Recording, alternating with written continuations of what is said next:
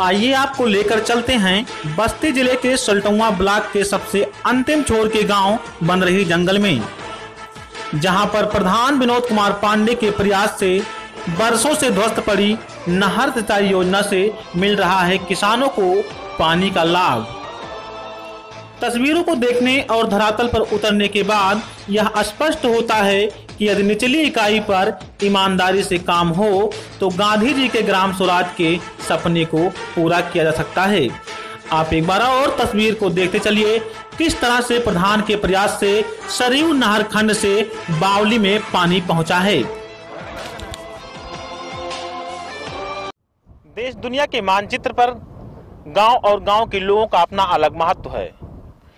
यह जानने के लिए गांव में कितना बदलाव आजादी के बाद से हुआ है, बस्ती जनपद के सल्टुआ ब्लॉक के बनरही जंगल में पहुंचे हैं। यहां के प्रधान विनोद कुमार पांडे जी से हम बातचीत करते हैं, देखते हैं गांव में क्या बदलाव आया है और गांव के लोगों में कितना बदलाव आया है। प्रधान जी, गांव में जो है आज तक जैसे कि गांव के लोगों द्वारा गांव में तमाम प्रकार के काम कराए जा रहे हैं, आपने अपने कार्यकाल में ऐसा कौन सा कार्य कराया हुआ है जिससे गांव के लोगों समग्र समेकित विकास में आगे जा रहे हैं? जैसे अब तक ग्राम पंचायतों में जो काम होता था उसमें होता यह था कि एक ग्राम पंचायत का पंचवर्षीय प्रधान जो होता था वो खड़ंजा लगवाता था और अगले पंचवर्षीय जो प्रधान निर्वाचित होता था उसी खड़ंजे को उखाड़ करके अमृत करा देता था। इस प्रथा को मैंने तोड़ने के लिए सबसे पहले अपने गांव में कुहार डीह पर मैंने इंटरलॉकिंग लगवाई। मैंने इंटरलॉकिंग लगवा के पूरे डीह को आच्छादित करा दिया। उसके बाद दूसरे क्रम में मैं एक हरिजन है, दलित बस्ती है, उस पर मैंने पूरा करवाया जितना भी हमारा हो सका।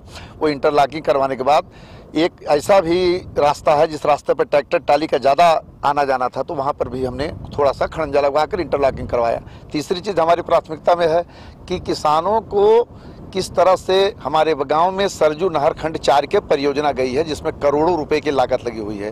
मेरे दिमाग में यह था कि सरयू नहर खंड की इस परियोजना को एकमात्र कुलाबा देकर सरयू नहर खंड अपने कार्यक्रम की तीसरी कर लिया करता था। गांव पंचायत की खुली बैठक में मैंने बुलाया और मैंने गांव के लोगों से राय विचार विमर्श किया, तो गाँव के लोगों ने कहा कि इससे हमारे लोगों का कल्याण नहीं हो पा रहा है। तो मैंने अपने गाँव में धोबी डीह पर अपने सरयू नहर खंड की कुलाबे की परियोजना से कनेक्ट करते हुए भूमिगत पाइप ला करके तकरीबन आधे किलोमीटर दूरी ला करके एक बहुत बड़ी बावली खन करके एक तरह से पोखरे की खुदाई करके, और पोखरे की खुदाई जो मनरेगा से हुई थी उसमें करवा करके मैंने ला करके उस भूमिगत पाइप का अंतिम स्रोत वहाँ पर इकट्ठा किया, जिससे पानी कम से कम 15 बोरिंग की पानी एक साथ आती है। और आज किसान 1000 बीघा खेत उसी खेत से सिंचित कर रहा है। हमारे गांव में आज के सूखा काल में भी इतना पानी है कि लग नहीं रहा है कि हमारे यहाँ सूखा हुआ। सारे किसान अपने फसलों अपने धान की फसल को रोप लिए हैं, अपने धान की फसल को बो लिए हैं, और आने वाले दिन में भी अगर नहर विभाग चलता रहा तो मुझे नहीं लगता कि इस परियोजना से हमारे किसानों का साल में 2 लाख से 3 लाख रुपया प्रति सीजन डीजल की बचत होगी। जी, जैसा कि हमने गांव में देखा कि आपने गांव में जो पानी निकासी की व्यवस्था बनाई है उसको भी जोड़ा है। आपने ये कहाँ से प्लान सोचा? जी, ये प्लान मैंने ये सोचा कि सर मैं गया था एक गांव में, तो मैंने देखा कि इस बात के लिए एक दुबौलिया में गांव है, तो दुबौलिया गोविंदपारा गांव है। गोविंदपारा गांव मैंने देखा कि इस प्रस्ताव के जरिए वो लोग बाहर पानी निकालते थे, पानी निकाल कर एक गड्ढे में जमा करते थे और लोगों के नल का पानी कनेक्ट कर देते थे। मैंने कहा अगर मैं ये काम करता हूं तो मुझे इससे नहर की भी पानी मिलेगी और गांव सभाओं के जितने भी नल के इस तरह पानी है जो जल जमाव करते थे, जिससे अगल बगल नलों पर जमा होकर के आपके दुर्गंध आते थे और इस तरह से रोगों का संक्रामक रोग फैलने की संभावना, उसे सब समाप्त करते हुए मैंने उसको कनेक्ट कर दिया और उस पाइप में नल का पानी भी प्रवाह हो रहा है और सींचने के लिए पानी नहर से आ रही है। तो आम के आम और गुठलियों के दाम दोनों हो रहे हैं हमारे। अच्छा, आपने शौचालय की स्वच्छता की बात की, तो आपके यहाँ शौचालय की क्या स्थिति है? स्वच्छता की व्यवस्था में यह है कि हमारे यहाँ पहले साल बीत जाने के बाद मात्र 25 शौचालय डीपीआरओ ने दिया था, जिसकी मैंने शिकायत मुख्यमंत्री पोर्टल पर किया। बाद में थोड़ी सी कृपा हुई माननीय डीपीआरओ की, मेरे यहाँ कुल मिला के 55 शौचालय और दिए गए। 55 शौचालय में आज की स्थिति में 70 शौचालय करीब या तो बन चुके हैं या कुछ बनने की स्टेज पे हैं। बाकी 25 शौचालय पर, चूंकि गांव हमारा अशिक्षित है, जातिगत पूर्वों में गांव है, लोगों को शौचालय की समझ कम आ रही है। लेकिन मैं अपने टीम से, अपने एलईडी जो आजकल बहन आ रहे हैं उससे, अपने दस्तक टीम से, नुक्कड़ नाटक के माध्यम से मैं पूर्वे पर इस बात का पूरा प्रचार प्रसार कर रहा हूँ कि शौचालय खुले में शौच ना जाइए। खुले में शौच जाने से तमाम बीमारी फैलती है और अपने कमाई का मोटा हिस्सा आप डॉक्टरों को दे आते हैं। अगर यही आप काम आप अख्तियार कर लें, शौचालय बनवा लें, 12,000 रुपये हम आपको दे रहे हैं, बाकी 12,000 में अगर आप बनवा लेंगे तो ठीक है। अगर नहीं बनवा पा रहे हैं मुझे बता दीजिए, मैं 12,000 में बनवा दूंगा, 2-4 हज़ार आप लगा लीजिए। आपको ही सोच में जाना है, आपके ही परिवार को सोच करना है तो कोई दिक्कत नहीं होगी। मेरी इस मोटिवेशन से असर पड़ा है। अभी तक 40% लोग हमारे साथ हैं इस मुहिम पर। मैं लगातार प्रयास जारी रखा हूं। डीपीआरओ ने टिगरिंग योजना के तहत 5 लोगों को यहाँ एक दिन बुलाया था और उसके बाद वो टिगरिंग 5 दिन की गई है। जागरूकता धीरे धीरे आ रही है और मुझे बड़ा सुखद लगा कि हमारे इस बन रही जंगल का सबसे अशिक्षित पुरवा जो कि लुनिया पुरवा है, वहाँ की 5 महिलाएं एक साथ मेरे पास आईं। उन्होंने कहा भैया मुझे शौच का पैसा चाहिए। मैंने कहा आप गड्ढा तैयार करिए। 6-6 हज़ार रुपये का चेक मैंने इमीडिएट तुरंत निकाल करके दे दिया है। तो अगर 5 महिलाएं जागरूक हो गई, मुझे लगता है आने वाले दिन में 50 महिलाओं का झुंड मेरे पास आएगा। प्रधान जी एक बात और बताएं, जब सरकार जो है आदर्श ग्राम पंचायत बनाने की बात कर रही है तो आप अपने इस ग्राम पंचायत को आदर्श बनाने के लिए और बेहतर बनाने के लिए क्या क्या जरूरत महसूस कर रहे हैं? इस गांव में सबसे बड़ी चीज़ है कि JAS इफेक्टेड गांव है ये, और ये सल्टोवा ब्लॉक का प्रायोरिटी फर्स्ट का गांव है। इसके संदर्भ में मैं अधिशासी अभियंता जल निगम बस्ती को पत्र लिखा। उनकी पूरी टीम आई। उन्होंने कहा सेकंड लेयर तक का पानी हमारा ख़राब हो चुका है, यानी सेकंड लेयर जो इंडिया मार्क का हैंडपंप लगे हैं उसके सारे पानी ख़राब हो चुके हैं। सेकंड लेयर तक का पानी ख़राब है। मैंने कहा अधिशासी अभियंता जी आप बताइए कि हमारे यहाँ के स्वच्छ जल कैसे हो। उन्होंने कहा कि ओवरहेड टैंक के अलावा कोई व्यवस्था नहीं हो सकती है। इस संबंध में मैंने पत्र लिखा, मुख्यमंत्री पोर्टल पर लिखा, मैं आपके विधायक सांसद सबको मैंने पत्र लिखा। उसके संबंध में इतनी सी कृपा हुई कि हमारे यहाँ 7 दिन इसका सर्वे हुआ।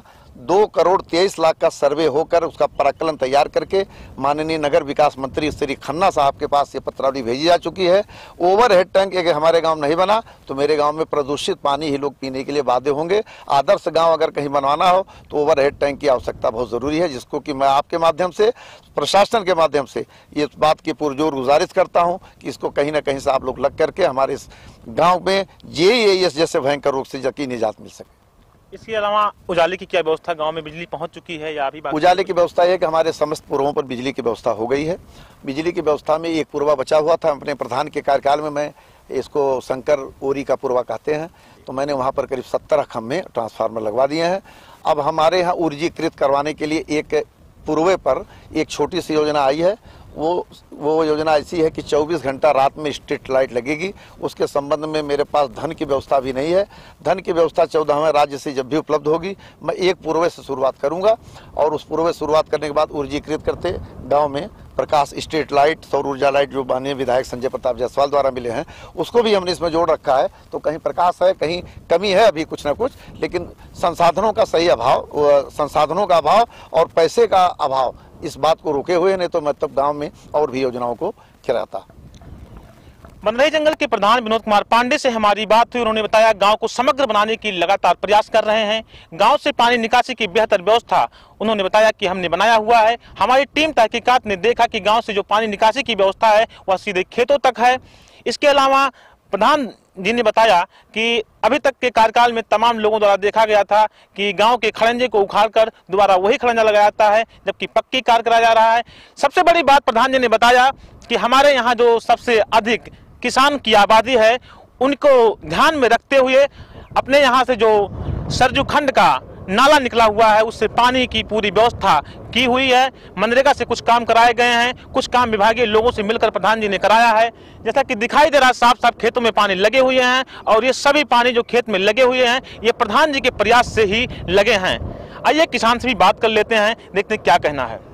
इधर है खेत। अच्छा, आपके खेतों में पानी पहुंच रहा है, कैसा लगा आपको? बहुत बढ़िया भाई, बहुत बढ़िया पानी सबके खेत में जाता है। किसका प्रयास रहा है ये पहुंचने का? प्रधान जी का। अच्छा, प्रधान जी के प्रयास से खेतों में पानी पहुंचा है। हाँ। अच्छा, कितने वर्षों से नाली इधर निकला हुआ था? ये ऐसा निकाले प्रधान जी। इसके पहले निकला था तो आपने कभी फायदा पाया था उसका? नहीं। अच्छा, ये प्रधान जी के प्रयास से खेतों में पानी पहुंचा है। प्रधान जी के प्रयास से खेतों में पानी पहुंचा है। अपने सहयोगी धर्म प्रकाश, PC चौधरी, बबलू यादव के साथ मैं विश्वती वर्मा, तहकीकात न्यूज़, बस्ती।